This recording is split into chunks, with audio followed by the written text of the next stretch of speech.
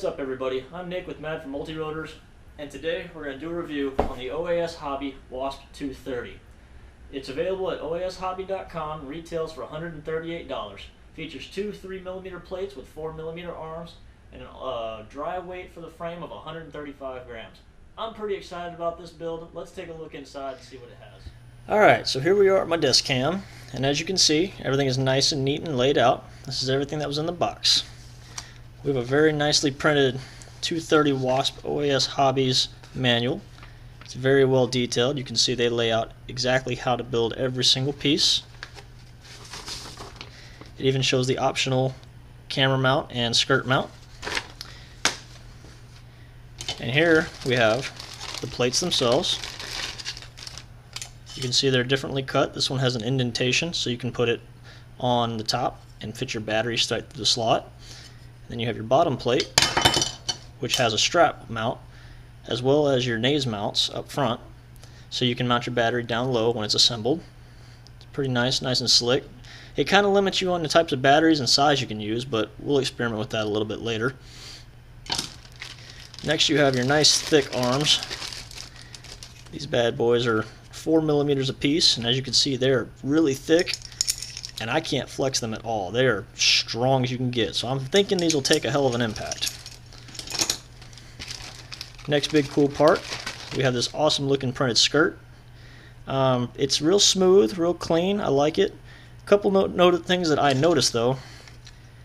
You do have a slot for your battery wire, or your ESC wires, and they mount well, but it's kind of small, and I don't know if everything will fit through there, but I'll find that out whenever I do my build later. The other neat thing is this quad is designed so you can actually run the arms down low in a 5-inch platform, so it gives it that lifting look, or you can flip the skirt over and run the arms mounted high and use up to 6-inch props. It's actually pretty neat. I'm really looking forward to putting this together.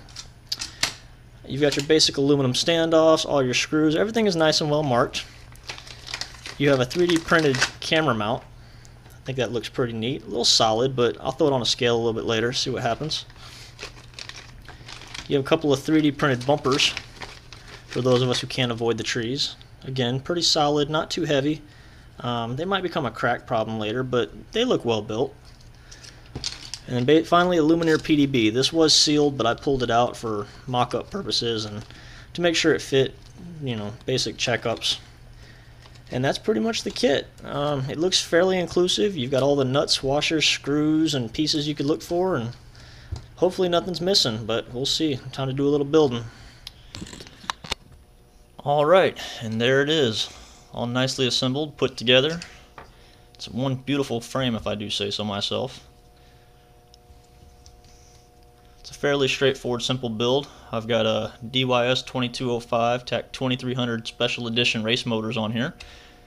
We've got some DYS 30 amp ESCs. I've got them tucked down inside the lower PDB, keeps them out of the way. It's a really tight fit, but everything fits in there, and for my one maiden flight it works pretty well.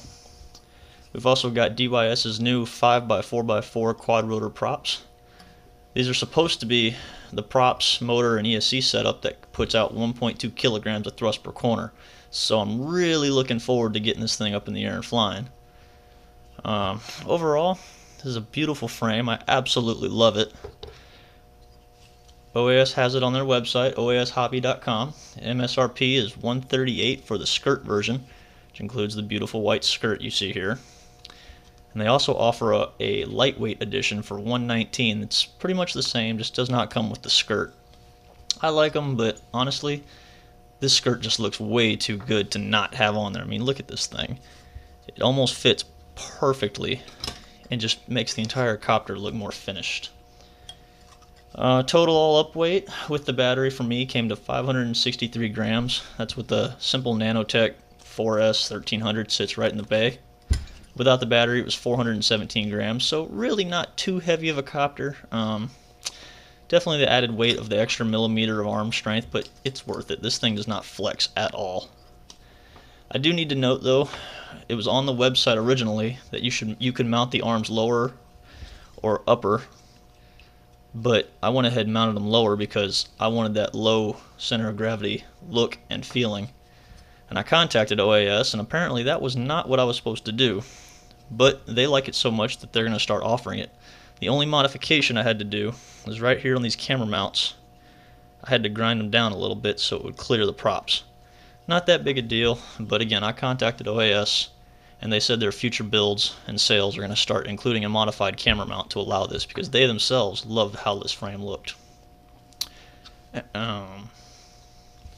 I just can't get over how beautiful this frame is. I absolutely love it, and it's expensive, yes, but it's worth every penny. This thing is strong, it's sturdy. I bet it's going to take a beating one day.